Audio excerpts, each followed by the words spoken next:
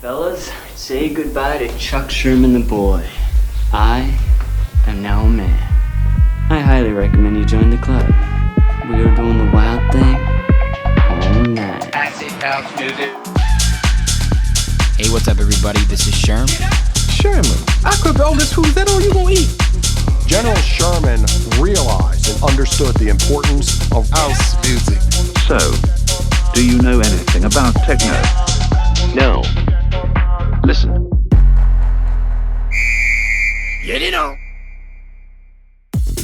Yo, what's good, everyone? And welcome back to another brand new episode of Sherm in the Booth. I'm, of course, your host, Sherm. Today is Wednesday, September 29, 2021, and this is episode 179. Hope everyone's summers are rounding out well, and a big shout out to everyone showing mad love last week for the 5th anniversary of Sherm in the Booth. Your support means so much. But now back to business. We've got an amazing interview for you today and an extremely talented musician who also doubles as a DJ producer. He goes by the name Rafi, and it was such a blast getting his full story in this episode. In episode 179, we got it all in and started by talking about his early inspirations and influences.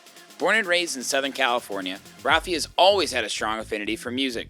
However, it all started with Guitar Hero, same here though, and he quickly realized he wanted to play guitar for real. In middle school, he joined a band and fell in love with performing and knew he wanted to pursue music as more than a passion. Fun fact, he can also play the violin, viola, drums, and piano. Can I get a SHEESH? We also had a great conversation on how he actually took this passion into a career. As a USC student, Rafi was exposed to tons of different cultures and a diverse student community that inspired him on so many different levels. He started DJing and found himself becoming the life of the party and was enamored by the energy he could create through various types of music. He quickly found success as a DJ, performing at top clubs in Los Angeles like Nightingale, Shorebar, and has even supported artists like Slater and Fresch. Needless to say, this kid's got it. Of course, we talked about his music productions. Throughout 2020, Rafi buckled down in the studio and put in work trying to create music that would speak to the masses. His first release, titled Drive, perfectly encompasses how his original foundation of authentic artistry can be seamlessly translated into electronic music. He followed up with a beautiful remix of Ali Barron's T-shirt, and he has some serious unreleased heat that will be available very soon. The song in the background is actually his right now if you listen closely. As soon as I listened to Rafi's music, I knew that he was something special.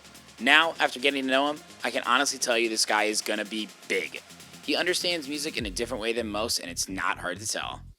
Much love and respect, my man, and thank you for coming on the show. So let's get into it right now so you can hear his story for yourselves. This is episode 179 with Rafi. Ladies and gentlemen, hello, and welcome to a special remote interview of Sherm in the Booth. I am so pumped to be here right now with my man, Rafi. Rafi? Sir, yes, sir. You got online, man. I was talking you up, and the talk is real, bro. The hype is real. You are so incredibly talented, and I feel like I'm getting you on the show before things really pop for you. So I appreciate you taking some time to come in the booth. I appreciate it, boss. Thank you so much for having me. I'm fucking excited. Let's do this. I'm just noticing, do you have a gamer headset on right now, or are those DJ headphones? No, dude, these are my V-Modas. Oh, V-Moda guy, dude. Those are good. You got to have over ear, right? On ear just does not do it. No, I've been producing with these for like the last 8 months and clean mixes. I love it. The bass is very true. They're kind of bassy. So sometimes your bass gets a little too hot. These will humble you. There, well said. I like that. V-Moda. So do you produce with monitors or headphones every time? So lately, I live in LA in an apartment, so I can't really blast shit that loud. I share a wall with the chick. She's already called me out a couple of times, so I can't really push it. But I just produce with these. But I've been wanting. I love feeling the music, so I'll produce in these and just. Whatever I produce, I'll just play it in my car and just blast it. So there you go. You got to do the car test. Car test is very important. Very important. I respect that. I personally have to use monitors. Like I can do headphones for like some mixed down stuff, but I'm like you. I have to feel it, bro. 100%. Yeah, I miss that. That's the only thing where this apartment could use a little soundproofing and I wish I could blast the shit, but next apartment, we're good. We're good. Exactly. You're just getting started. One day you'll have an Eric Prydz studio and you won't have to worry about anything. That'd be nice. That'd be nice. That would be nice, man. That would be nice. So I like to always start off these interviews with a fun question. And you're a multi-instrumentalist that's been playing music for a long, long time. Since you're 15 years old, right? Yes, sir. Yes, sir. Watch out. I told you I did my research, bro. I'll answer the questions for you. How about that? Yeah, that's fine, bro. But you play violin, the viola, right? I haven't seen that in so fucking long. Yeah, I mean, the only difference between those two is we got a low C on that guy. So the viola has a little more resonance, more deeper sounding. I like that. Okay, I see, Rafi. Yeah. The violin, the viola, the drums, piano, and guitar. My question is, what is your favorite instrument and why? Favorite instrument is electric guitar. It's kind of like the foundation. I feel like it embodies me as a musician, producer, and everything. It's like my first memories of like music was actually through Guitar Hero. I went over to my boy's house. Yes, me too, bro. dude. No way. That's fun. I love Guitar Hero. Dude. So in like 6th grade, I go to my friend's house and he has like every gaming console in the world. And he's like, what do you want to play? And I see like a fake guitar. I'm like, oh, what's that game? So we tried it out. It was like Guitar Hero 80s, like the 80s one that they did. And I started like playing it and I was like, oh, this is super fucking fun. Like, oh my God, this is sick. Yeah. And then I begged my parents. I was like, I really want Guitar Hero. Like, please find me Guitar Hero. They're like, get good grades and then we'll get you Guitar Hero. So got good grades, got Guitar Hero. Yep. And I think I was in 5th grade. It was the summer of 5th grade going to 6th. And I became obsessed with that game, man. Like I'm telling you, I was putting in like hours in that. And I got to the expert level. Like pretty fast. Yeah, bro, you're crushing it. And I was just like, I just beat the game and I was like, all right, I think it's time to actually learn the real guitar. And and then very mature of you, yeah. Yeah, it was about time. And then I remember hearing Sweet Child of Mine by Guns N' Roses, that iconic intro riff. And I was like, I need to learn that. Yeah. So I like begged my parents again. I was like, I need a guitar, please, blah, blah, blah. We went to Guitar Center and my first guitar was an Ibanez Micro. It was like a 3/4 guitar, super tiny guitar. And that's kind of what got me into music right there. And then kind of the rest is history. Just played a bunch of music. I would lock myself in my bathroom and just like shred for hours, like after school during middle school. And then it got to the point where I was like at an art school or like a jam session type vibe. Sure. And I was like ripping Eruption by Van Halen, like the little tapping part. Yeah. And the guy was like, yo, like, do you want to be in a band? And I was like, yeah, fuck yeah. Like I love playing in a band. That'd be awesome. How old were you at this point then? I was in 6th grade. So like 12, maybe. Yeah. Like 12, 11 maybe. Yeah. You've been in the game. Yeah. I've been ripping guitar for a minute now. But yeah, that was kind of how it all started. Guitar Hero, man. Unreal. So like the transition from Guitar Hero to actually playing guitar, did you have like a teacher or a mentor, or did it just come? No, I was all self-taught. I just YouTubed everything that I wanted to learn and just worked really hard at it. And yeah. You loved it though. You genuinely loved it. Like it was an insane passion. Like I was like obsessive with it, you know, like I couldn't stop thinking about playing guitar, learning certain riffs. And yeah, it was cool. Parents musical at all, or what was it like growing up for you? My parents have no music, like they're not musical. They're so not musical, like, but I must give them props. They have a great music taste. Okay. So I was surrounded by great music my entire life. So I owe them that. They have the rhythm down. So yeah, they can't play anything though. It's hilarious. Do they love your style these days though? Yeah, they're the most supportive parents ever. So I love it. Awesome. Shout out to my parents. What's up? What are their names? My mom is named Mariana and my dad's Raphael too. So Mariana, Raphael, shout out. Thanks for believing in out. Supported me from day one. I love it. That's awesome, man. And you're originally from Los Angeles, right? I'm actually from Orange County. So like south, right. It's the most southern city in Orange County, San Clemente. San Clemente. Yeah. Have you ever been there? I have heard about it. I haven't been down there. I need to though. You need to make it out there for sure. I do, bro. I need to chill out after the summer I've just had. Yeah, I dude, I love Chicago and the big city and all that shit, but You West Coasters, bro, you're wired different. I just want to be out there, just like relax. Yeah, I feel that the weather is just so nice, man. Why can you not be beat happy it. and chill, right? I don't know, I'm always stoked 24/7. Always stoked 24/7. Did you have any friends that you were playing with? So you got into the band when you were in sixth grade. Sixth grade, yeah. So so this kid named Xander, he lived in San Clemente as well. He kind of like formulated a band, and we found actually this insanely talented singer named Sabrina on a Craigslist ad, kind of random. Wow. And she came and auditioned for us and like fucking killed it. And we're like, oh my God, you have a great voice. So we started gigging.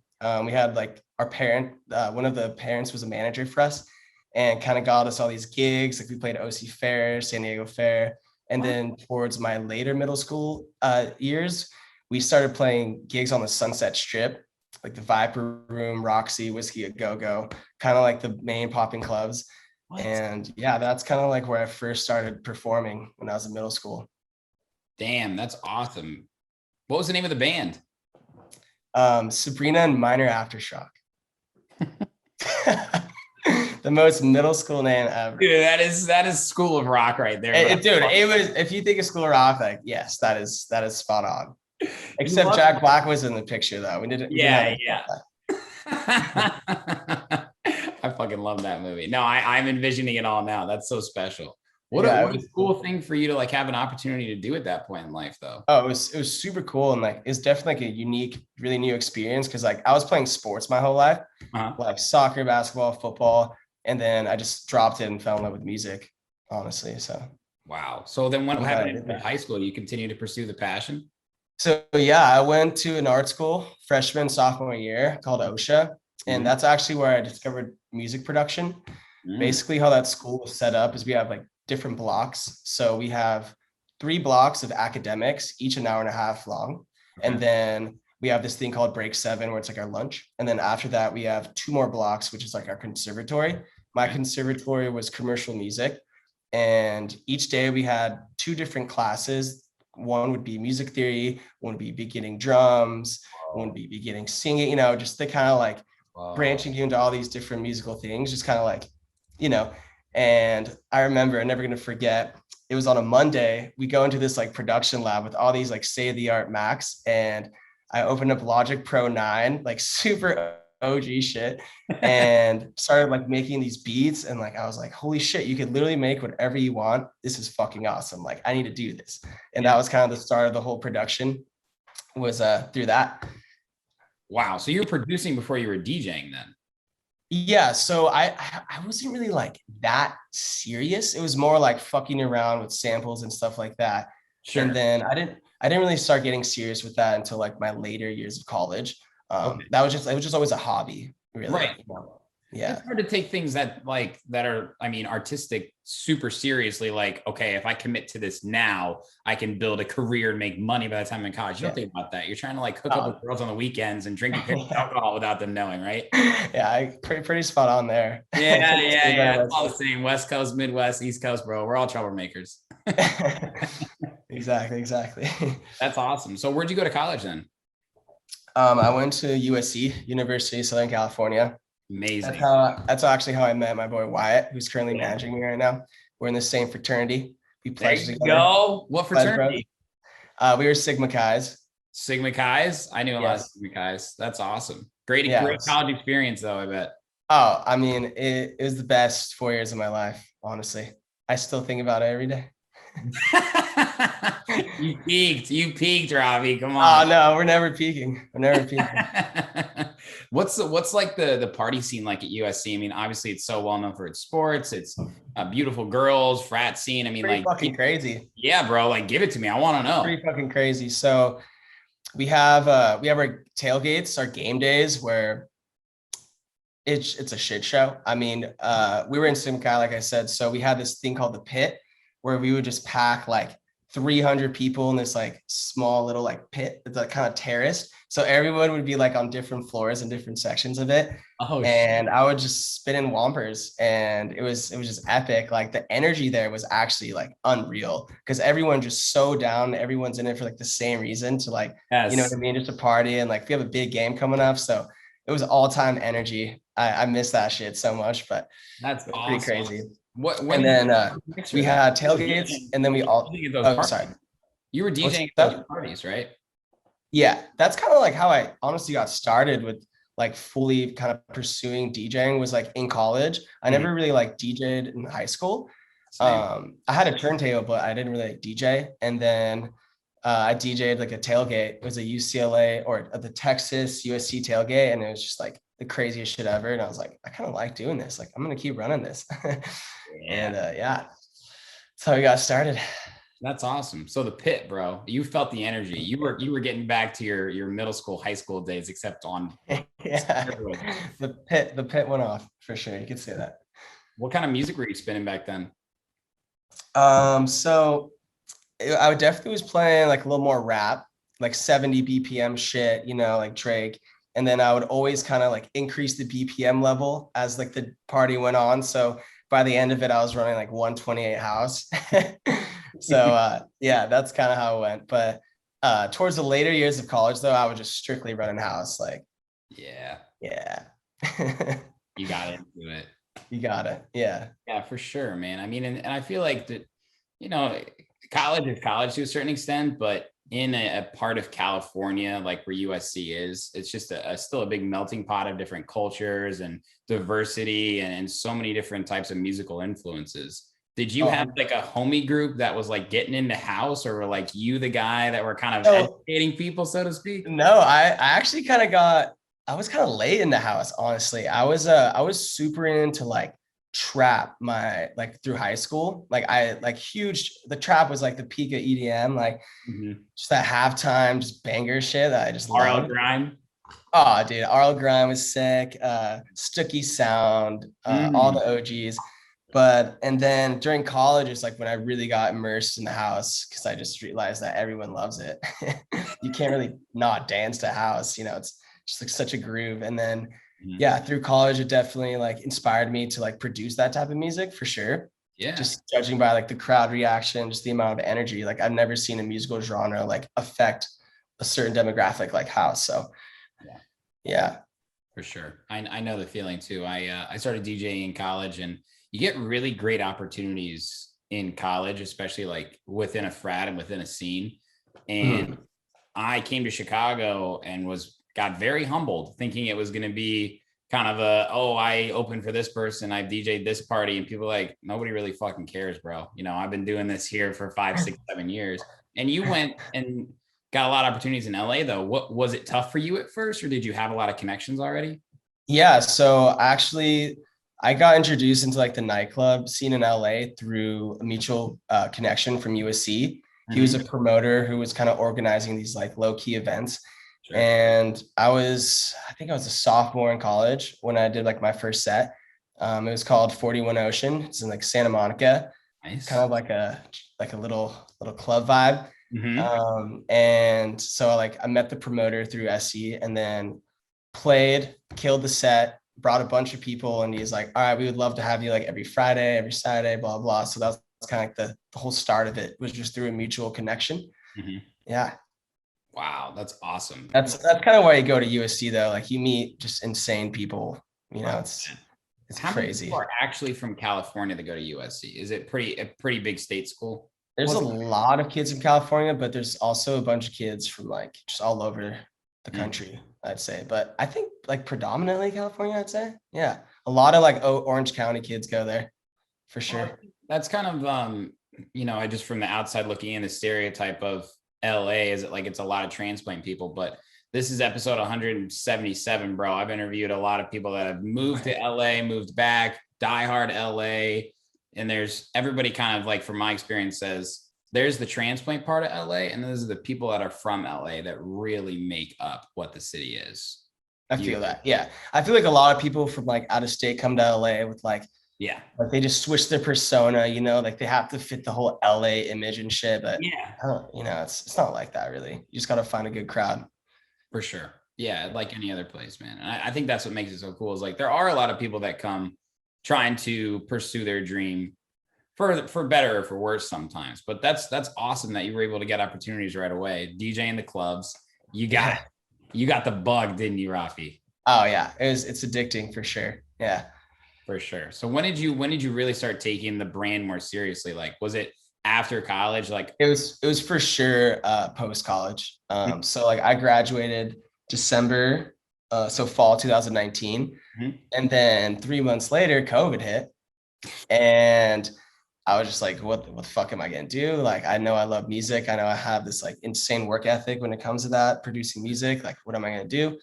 And I think of COVID being like a blessing in disguise for me. It kind of allowed me to just fully devote to production for a year, like no BS, just learning shit, experimenting shit. Cause like I was going to college, like I never really had time, to just sit down and like put in the hours. Yeah. And then so like after I graduated during COVID, I put in the hours and started getting some really cool sounds, kind of like developing my sound.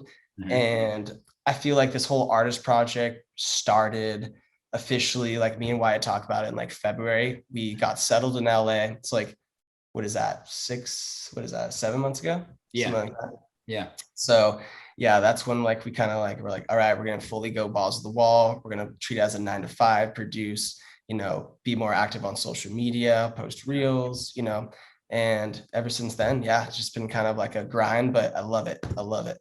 That's awesome, man. And congratulations to you on all your success so far. You've got 2 releases out to the world that I want to talk about, Drive and your remix of T-Shirt. I want to start with Drive. Drive was your first release, right? Let's check this one out real quick before we discuss it. This one's called Drive by Rafi.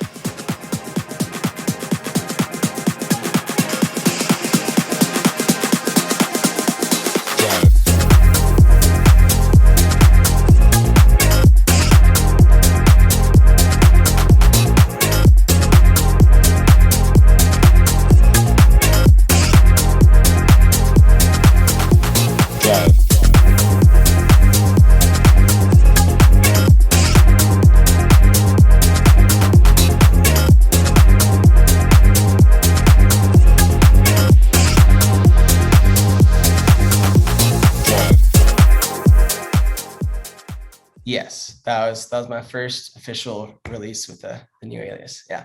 Pretty fucking good, my guy. It's a really, really special take on new disco and house. And I love the sound design and I love the pace, which is so important with being unique in house music, which to people who aren't exactly house heads, maybe like us, it sounds like all the same. But when you listen to this track for 30 seconds, you can tell it's more than a track, it's a composition.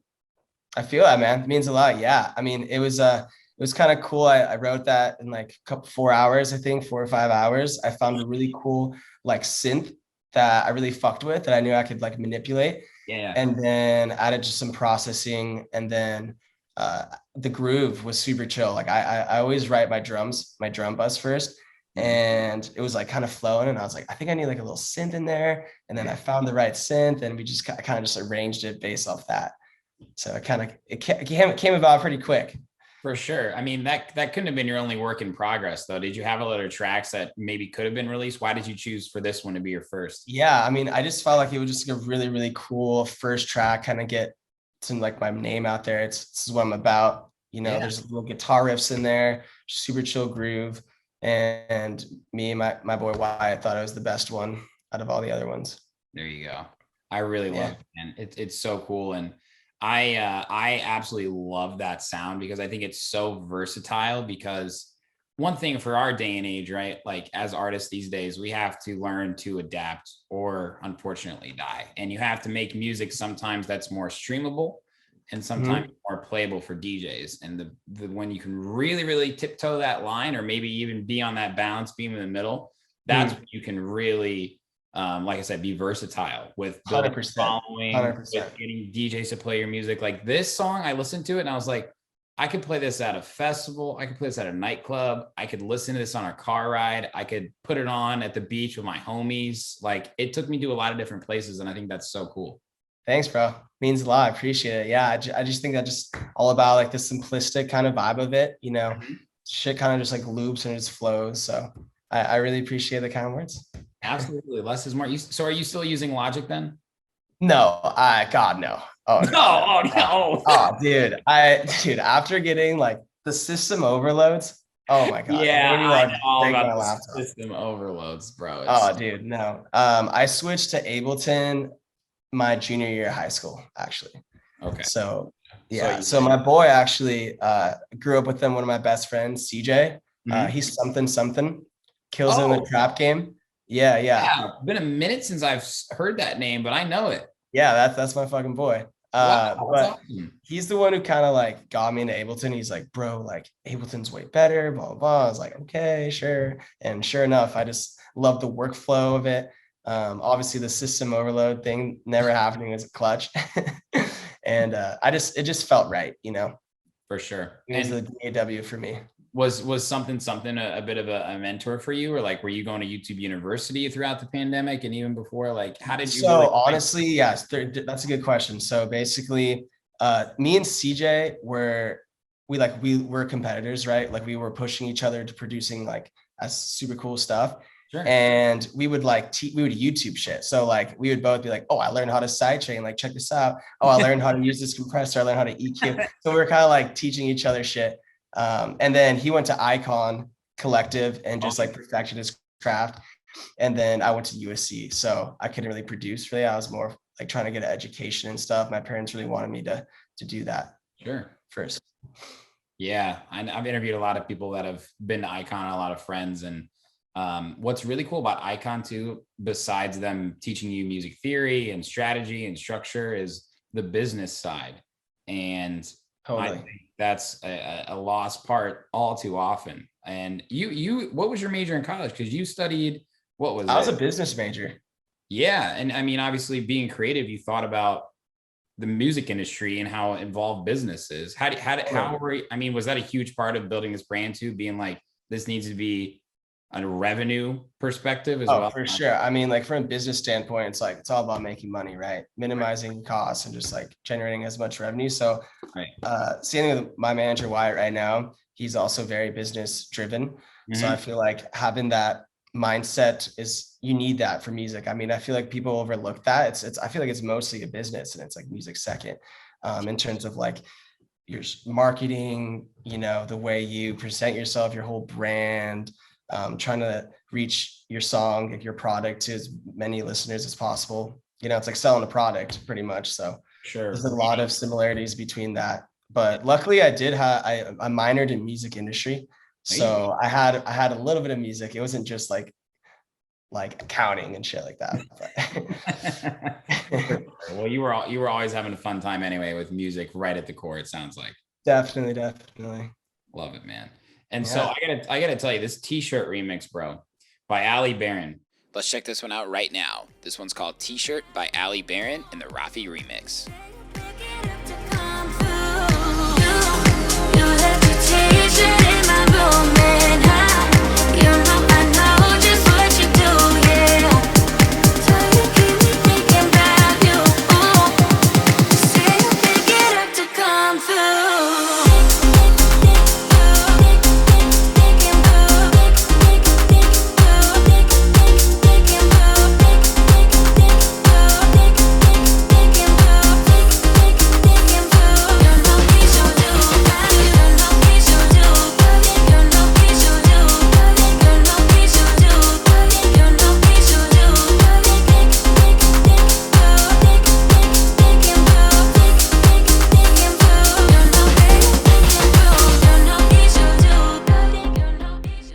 Never heard this original song before, and I put it on, I think when somebody originally sent me your information, I was like, I'm gonna check out. If somebody has a remix, I like to check that out because I love a good remix.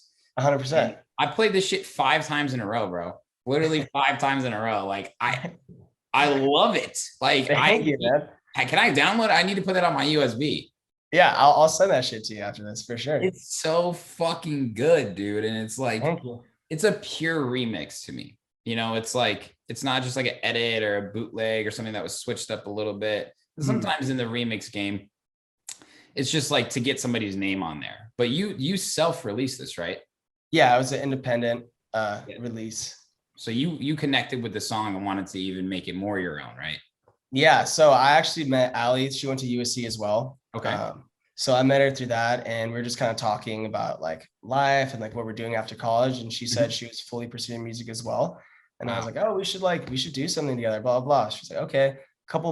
Fast forward a couple months, and then she released that t-shirt song. And then I heard it and I was like, okay, cool. Like, I really love the melodies in this. I just think the production could just be elevated, you know, a little bit. And then, so that's really cool that you say it's like a pure remix, because I approached this remix with my guitar first. That's kind of how I write chord progs. Okay. I just find like a couple chord progs where I feel that fit that vibe. Yeah. And when I plugged in my guitar, wrote those chords, I was like, okay, yeah, like this could be something super sick. So I kind of like approached it with guitar chords, did a couple takes, panned it left and right. And then the vocal recording was like kick ass. Like I really didn't have to do that much. She like recorded in like a cool studio. Beautiful voice. Yeah, no, she killed that. Like she really did. Yeah. And then, yeah, that song, honestly, I started writing that at 9 p.m.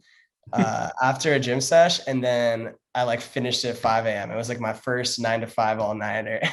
I was just like so in it, bro. I was just like in my room, just like, I gotta finish this. I can't go to bed. Like, oh man, that's awesome. Yeah, that was a cool one. I felt like that was like an embodiment of like all this production techniques I've learned during COVID. You know, we got some pianos, like I did some cool things with like the stereo imaging with that I hadn't really fucked around with before.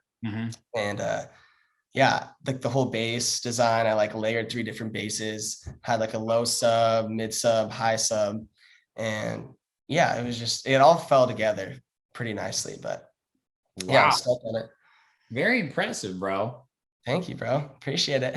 I love that. I love that style too. That's another track that's, again, to me, very versatile. Like when I listen to both of these songs, I always at least hope that a song will put me in a mental place. Like I mentioned before, you know, like sometimes when I am trying to feel inspired, I'll listen to a reference track that then makes me think about that time I was at the club too late and I stayed just because this song came on, you know, or because 100%.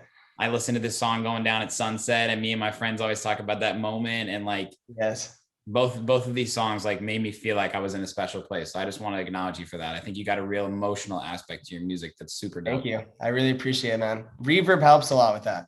Yes, it does. Reverb really gets the vibes going. I love. What's your favorite? What reverb plugin do you use? So I was using Vintage Verb Valhalla, right? And then I was using H Verb from Waves, and then my main reverb right now is just the Valhalla Room. It's so good. That's my go-to. It's the go. It's just perfect. You don't really have to fuck with settings. I saved a couple presets. I've been actually using that like aux sends for my drum bus, like on the claps, and just having like a super short reverb with like the mix like at like 10% or whatever, and just to give it a little more depth.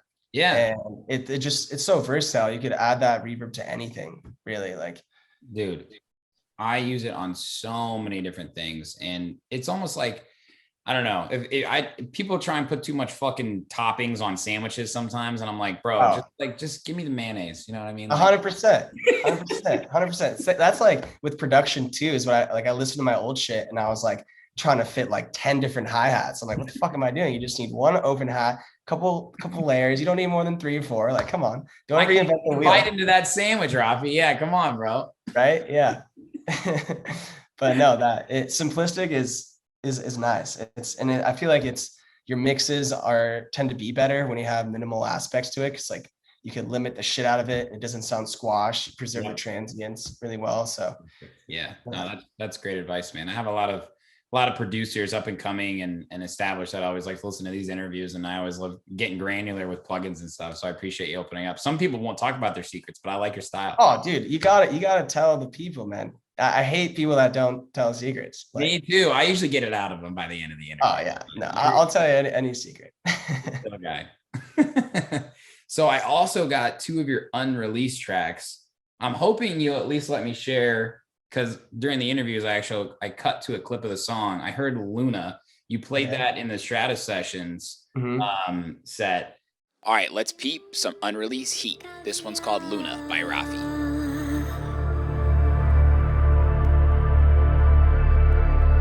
Autrefois,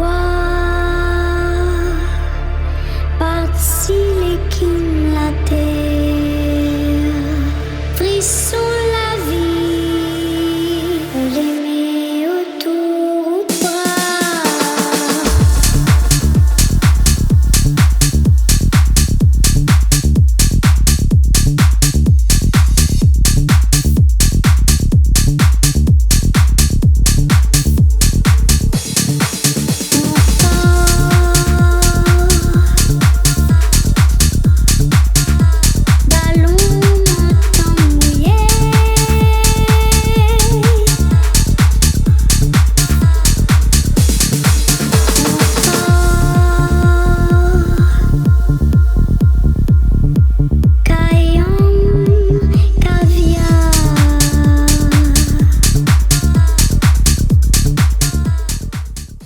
Dude, this track is fucking tribal, like deep, like it is not driving t-shirt. Like what happened to you one day? Yeah, man. So I feel like during that, since the start of February, I was just like producing stuff that, you know, was cool. That sounded good. Like, yeah, that's funny that you say that because you listen to Drive and T-shirt, and then you hear fucking Luna, you're like, what the fuck happened? But that's definitely more the direction where I want to go, is like that tech house. And before we didn't really have like a clear vision, but now we're like, we want to get into this tech house scene. We want to make sure that's unique, stands out, and I feel like Luna embodies that. And it's kind of like from there on forward, it's like that's the shit that you should expect from me. Okay, that was, you answered my question there. I was gonna say, I mean, the cool part is with you releasing a lot of different music is, one, you're saying fuck the status quo. I'm gonna release whatever I'm passionate about right now, which will last longer in your artist career rather than trying to follow a trend and, you know, imposter syndrome and stuff. Mm-hmm. But also, I'm excited to see as you continue to grow as a producer, you'll probably pull upon things from T-shirt and Drive and also Luna, and you're gonna have this like beautiful swirl of ice cream, bro. That's so fucking dank. I feel that. Like I love like a nice chord prog that gets you in your feels, and it's like it's pretty challenging to incorporate that with tech house, given like the whole minimalistic dark nature of it. But that's kind of like my ideal like mixture, is like having like just beautiful buildups that just womp you, just hits you from left field. Who's an artist that's currently inspiring you? Because that's ringing a few bells for me right now. Martin Nightingale is like my favorite producer right now. He's fucking tight. He's literally has the best hi-hats in the game, dude. I was just about to say Martin Nightingale, Dom Dalla. You're talking about them right now, basically. Yeah, 100%. Yeah, I've been listening to a lot of like his old shit, and I just love his style. Like he's got such a fucking sick style, and just love his bass line. Like his whole arrangement is so chill because it's very simple, kind of like takes you point A, point B. It's not like, oh, like, you know, just always grooving. And I feel like arrangement is a huge part of making shit groove and stuff. So definitely listen to a lot of Martin. I love Martin Nightingale. He's so special. And like a label like Tool Room to me too is a perfect example of sort of that, where it's like very soulful, but like they have really underground sounds too, and like they have a very versatile discography. And like I don't know, hearing your style, like I just kind of see you going along this really cool path of, you know, the Martin Nightingales, where it's like you have that raw energy of house and vocals and instruments, but what we can do with fucking sub bass these days, bro, like on the speakers that are available to us, dude, it's crazy, dude. It's crazy. It's so crazy. Oh, it's insane. I feel like it shouldn't be legal, bro. Hearing that much bass can't be good for you. It's nuts. Like the fact that we have to wear fucking earplugs is kind of funny, because like I need to start wearing earplugs, dude. Like, bro, like I'm just telling you, like there's been some times where my ears just ringing, bro. It's bad. It's like it'll just be like for like days, and yeah, it sucks. I need to be able to hear. You do need to be able to hear, and I know like it's that the energy when it's loud and it's live, it's like there's nothing like it. But like I'm telling you, I recommend Eargasm if you've heard of those before. I think I have. I think I got like an Insta targeted ad from them, actually. Well, now it's definitely going to happen. Even if we're fucking not even on the internet right now, something is going to hear it. I'm going to go on my phone and get that. It's going to be there. Yeah. It's legit though. Even one of my friends who's like a big open format tech house DJ, you know, blast the booth monitors, I got him wearing them and he was like, all right, you're right. Like I can. No, it's the mature thing to do, man. It's like, like no one could see them, you know, whatever. all good. Protect your hearing, bro. It's not like you're wearing a shower cap. Yeah, you're good. Yeah. No, it's way more low key. There's honestly like fire earplugs. I used to use like these monitors. I got my ears like molded for one of these pairs. When I was in the band, we all like wear monitors, and they're chill. Yeah, for sure. Let's normalize wearing earplugs in the music game. All right. Let's do it. Hell yeah. Because of the fucking speakers that are available out there. Oh, dude, they're too loud. Too much sub. Yeah, this ain't Woodstock, okay? This is fucking Ultra Miami 2022 bass in your fucking face. I can feel it through here. I can feel it in California right now. I love it, bro. So I want to ask you about the Strata sessions because it is so fucking dope, and it's a perfect transition, really, because I think another artist group that sort of your style encapsulates now is the Gorgon City. Love Gorgon City. Again, another great example of like really soulful, poppy, melodies and everything, really top to bottom. And then they'll fucking womp you with some underground tech house drops, right? They're sick. Gorgon City is up there too, for sure, for inspiration, for Definitely. sure. And when I watched your Strata sessions, I was like, damn, like this is an act. This is a performer. Can you tell us about your experience? And we're going to show a clip of it too before you start talking about it. But like, give me the door on that, bro, because it was so fucking cool. Yeah, man. So I'm in my studio and I get a text from Wyatt. He's like, yo, Mason could come down to California the 26th. And I was like, okay, of August? He's like, no, July. And I was like, oh, like in a week? And he's like, yeah. He's like, start fucking formulating your set. And I was like, all right, let's go. Yeah. And then, so I love using SoundCloud to finding like low key bangers, because I feel like there's fire heat with like 1,000 plays, and no one knows about. Yes, you're a miner, bro. SoundCloud miner. I see. Oh, dude, SoundCloud is like where I find a lot of good music. But so like I went through SoundCloud, and I knew we were gonna be in like a crazy location in Gibraltar, just on top of like this insane mountain. Yeah. So I definitely wanted to formulate the set in a way that kind of fit the atmosphere and the whole vibe of Gibraltar. So I definitely like incorporated some more like tribal shit, like you were saying, a more like nature shit, as opposed to just straight deck house for like an hour, like as you would hear like in a club or something. But yeah, so I drew a lot of like different inspirations and styles from that, and then formulated the set. And I knew I wanted to incorporate some guitar in that, because that's kind of like, I feel like that embodies who I really am as an artist, like a musician. Yeah. So I found these two super fire, like disco house, you've heard them, disco house tracks, and found the key and just kind of wrote like some melodies over it. And I was like, oh, this is fucking sick. Like this will work perfectly. And I kind of like strategically placed them in like my guitar playing in like different parts of the set. So it wouldn't be like too much. Like I could have easily played guitar on all of them, but I didn't really want to do that. Yeah. So by doing that, I feel like it definitely like showcased who I really am. And I was just super stoked on the turnout. It was a bitch setting that shit up though, dude. Like I bet to like drive up. So yeah, you drive up to a certain point, and then there's like two different hills that you have to cruise up. And dude, it was only 4 guys. It was Mason, me, and 2 of my buddies. And we were just sweating, bro. And not to mention, it's 4,000 elevation. Yeah, you're fucking gassed, dude. Like you can't breathe. It was like a weird, like it's like breathing out of a straw. Like it was actually insane. And then we got the fucking generator up there. We got the amps, some PAs and stuff. And then we just did like one take. The most stressful part of it though was getting the guitar level right with like the main track, because it was all coming out of like one channel. Like I wasn't separating the guitar as its separate aux, like it was combined. So I'm glad the audio turned out right though, like because if it didn't, it would have been fucked. But we pulled it off. It was super cool experience. Got to meet Mason, fucking homie. Dude, props to you. That's like, you went the full distance, bro. I know what I don't know if I've ever done something like that, but I've built up a whole stage and tore it down myself, and just standing there at the end like, God, this is fucking a lot of work. It was so much work, dude. But at the end of the day, like I'm so glad we did it. It needed to happen. It was definitely like a little preview of what I could do live. So Yeah, definitely. And you got featured on Dancing Astronaut too. Congratulations on that, bro.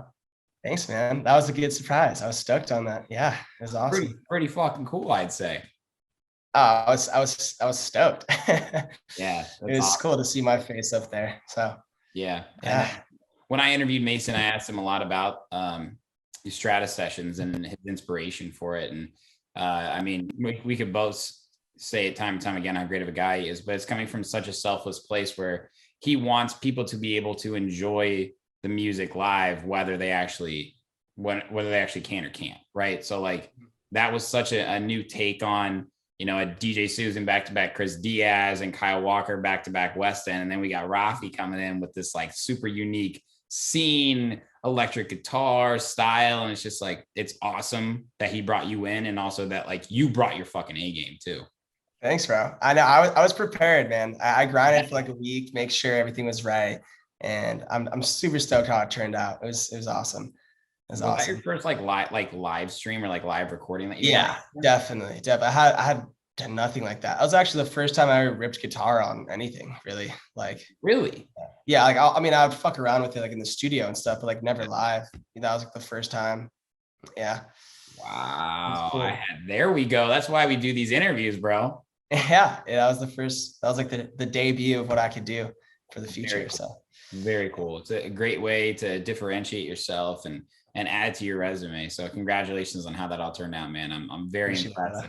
It's also just like, it's weird. I was doing during the pandemic, I was doing these live streams and recording live sets, and kind of to keep myself entertained and excited about DJing, I would be like, all right, like, let me, you know, pretend it's a festival set. Like I did like a EDM, you know, my favorite EDM songs of 2011 through 2013. I did like a trap set. I did like a power hour, and it was weird though, because like I'm used to a crowd, so I'm like playing a song. I'm like, is this a good song? Are people gonna like it? Yeah.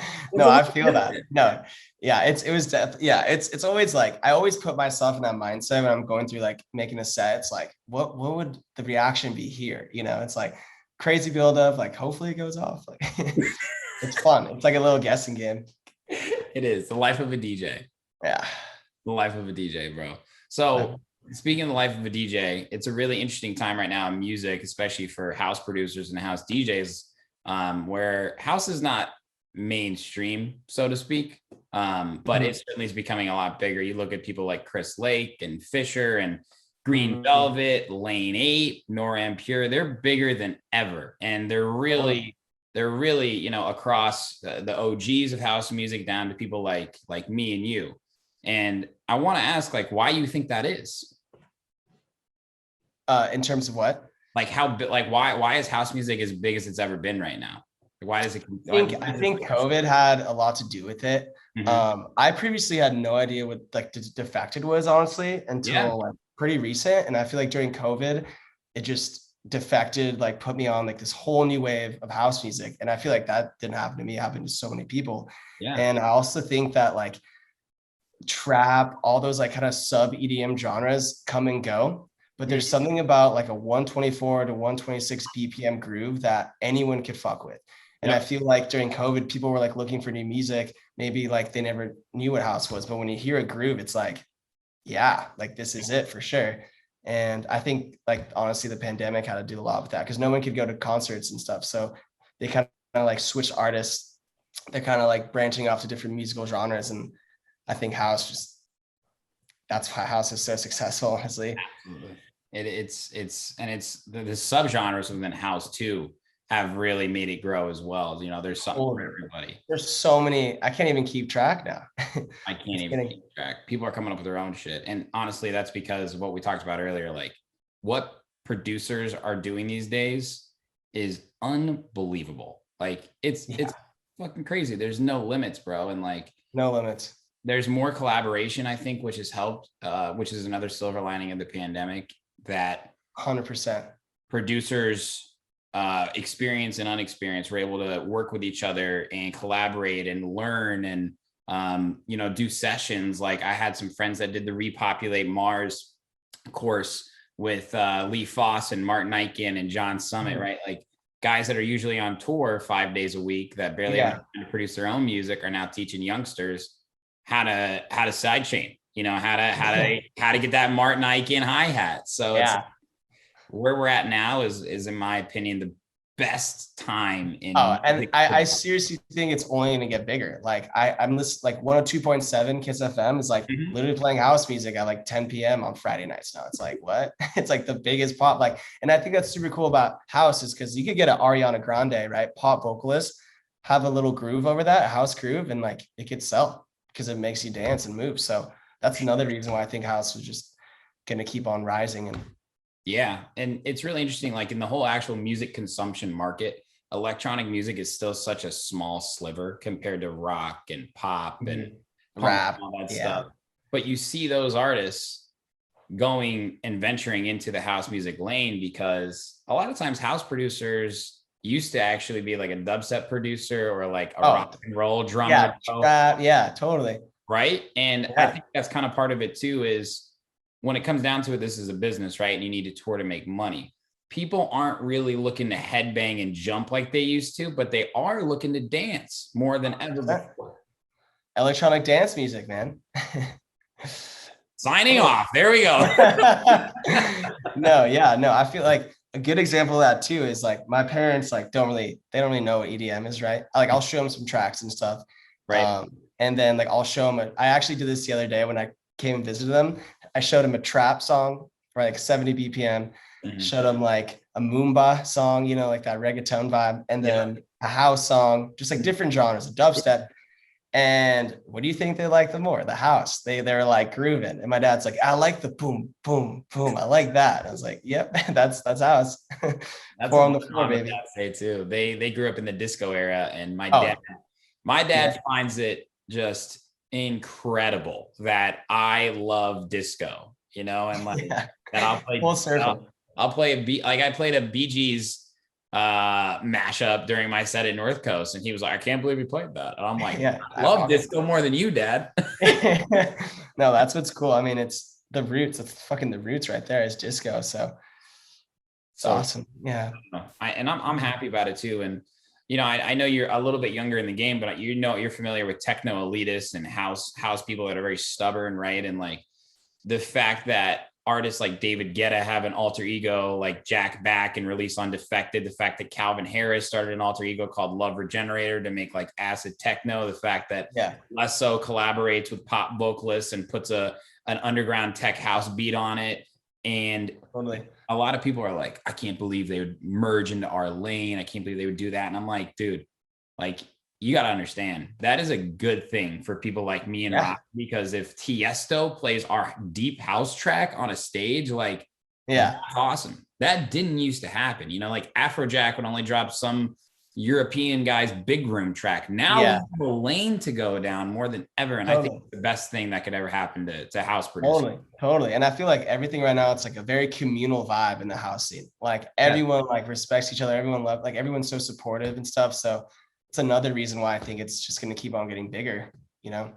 For sure, man. It's an exciting time right now. What's going on with you though? You got any plans coming up the rest of this year? I know you got 2 IDs for sure. Yeah, just what can you tell us? The goal right now, so we have that track coming out in October, that Luna track, and then I'm currently sitting on like 4 or 5 pretty solid songs that I think could get, you know, signed to the right label. So it's all about formulating a little game plan, and my goal by the end of the year is to have 5 releases on reputable tech house labels to start kind of creating that brand. And hopefully by the time those kind of come around, I'll be opening for other people and starting kind of get in the whole like festival game and just kind of start that way. But it's all a grind right now, dude. Like I'm treating it like I'm so obsessed with producing right now that like I'm going to do everything I can to, you know, get to that level. Yeah. Rafi, just a piece of advice from one producer, one hustler in the game to another, bro. Whatever you do, just know that there are going to be times where no one's going to support you, or it feels like no one is. But if you love what you do, if you genuinely love what you do, like this podcasting is like my passion, bro. Like talking to other people who love what they do is like my favorite thing. If it was only me, you, my dad, my mom, and your mom and dad that listen to this episode, I'd be cool with that. Hell, I'd probably fucking, you know, hit you up when I'm in LA and be like, bro, nobody listened to that interview, but I loved hanging out with you, right? No, I feel that, man. Yeah. Fulfilling. It's fulfilling. And Yeah. I just get that sense from you that like you are about the music and you understand the business, but what'll last longer is the genuine passion for Yeah. spreading I love. mean, like, yeah, I love it. I can't even put to words. It's just like it's what I think about 24/7. When I'm in the shower, I'll be like singing a little groove. Go. It's always in my head. It's always in my head. So yeah, I appreciate Part of that. I appreciate the advice. Yeah, absolutely, man. I mean, it's a team game out here. And I think like we said, like more collaboration, the better. Collaboration over competition is kind of my new motto. And 100%. seems like everybody is about that too. And it didn't used to feel like that, especially in the beginning days. And now everyone's like, we're all in this shit together. Like it all comes back around. There's always going to be backstabbers, no matter what industry you're in. But Oh yeah, 100%. music is the best, dude. It is, and we got to do what we love, and it's awesome. We do get to do what we love. Is Luna going to be self-released then? No, it's not. We got that signed with Street Tracks. Nice. Congratulations, bro. Thank you. That was the first one, official Release. Yeah. So that's like we were asking me like the kind of like the game plan. After that release, you want to just keep that shit going. Like we never want to have a dull moment. It's like after that release, okay, we're gonna have another one in November or October, another one in December, January. Like just keep on building, and like we're just never gonna stop until never. Actually, we're gonna keep on going. Rafi, you got to give back to the SoundCloud community, bro, because you're taking 1,000 play tracks off there. I know. Come back out there, maybe a remix, maybe a little edit, something like that, bro. Something, yeah, I'll do it. I mean, SoundCloud's dying. It kind of makes you sad. I mean, it is dying. It has. It's dying hard. Like it's not even funny. It's sad. I hate to see it. It is sad. It sucks because I always talk about like the beginning days when like people like Blau went on a world tour by making mashups on their SoundCloud. I saw Blau back in the day. I opened for him back in the day. I thought it was the biggest moment of my life, right? And even he fucking adapted and started producing on his own, right? No, I feel that. Yeah. I mean, that's what's cool about music. It's like you have to adapt with the times, you know, like shit always changes. Shit comes full circle. So it's very important to not be so stuck up in a genre or stuck up in like a sound and just experiment. Yeah. And there's always going to be a new social media platform. There's always going to be a new way to share your music. Cause like totally 80% business, 20% music. And some might even say it's 90% business, 10% music. But the fact is people want to get an A+, people want to go to A+ shows. So if you got an A or A-, I don't know how they do it in California, but in Indiana, a 90 is an A-. I'm looking to get to the 92, bro. You know what I mean? So keep creeping up to that 100%. I feel that. That's kind of how you show who you are. Cause 100%. I mean, real recognize real out here. That's for sure. Mm-hmm. Right. Most definitely. Yeah, bro. But it's been a fun road for me so far. And it's just like, it's cool when I can connect with somebody who's just kind of getting their feet wet, but like is in it for all the right reasons, bro. And like, I feel your vibe. You're going to do something really, really special with this brand. I appreciate it, man. And thanks again for having me. This is like such a cool experience. It's like my first podcast ever, just talking. You did a great job, Rafi, bro. I mean, dude, I'm just another homie that's trying to be a DJ too. I love that. You know, no more, no less, but I definitely want to stay in touch with you. And I'll work on getting some opportunities out here in Chicago. Me, you, and Mason can have a beer drinking contest. How does that sound? Good luck, bro. Good luck. Good luck, bro. I've been known to drink a little bit, a couple beers here and there. Yeah, fucking Sigma Chi frat star over here, bro. No, I don't like that. What is your beer? Favorite beer, dude. Gotta go Big Wave, I think. Oh yeah, bro. What? What's your fucking? No, that's just like such an LA answer. I feel like. Bro, Big Wave is so day. It is. You know why? Come on. It is. You're right. I'm not gonna talk shit. I'm about to say fucking Lagunitas was actually founded. Okay, honestly, that's fire. I respect that. Okay, but we can't have a Lagunitas drinking contest. That will not end well for anybody. Oh, dude, no, that's way too heavy. Way too heavy. Oh, let's maybe meet in the middle at like a Stella or something. We'll see what Mason can throw into the pot. We'll do a little Belgian beer. Yeah, that's fine. Belgian beer, yeah.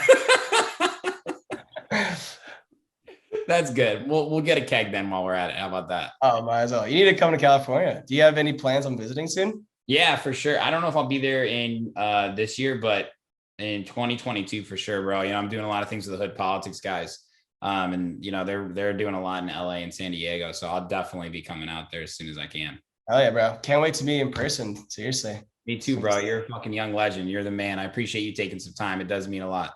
No, thank you so much again, bro. This was super fucking fun, man. Much love, brother. Oh, shout out to your management too. He's doing a good job of hustling out there. This how you He's do it. working his ass off too, bro. He is We all share the same obsession of doing things with big things in house. So it's cool. That's right, Rafi. Awesome, brother. Well, thanks for taking some time, and we'll chat again very soon. Okay. All right, brother. Much love. Have a good night.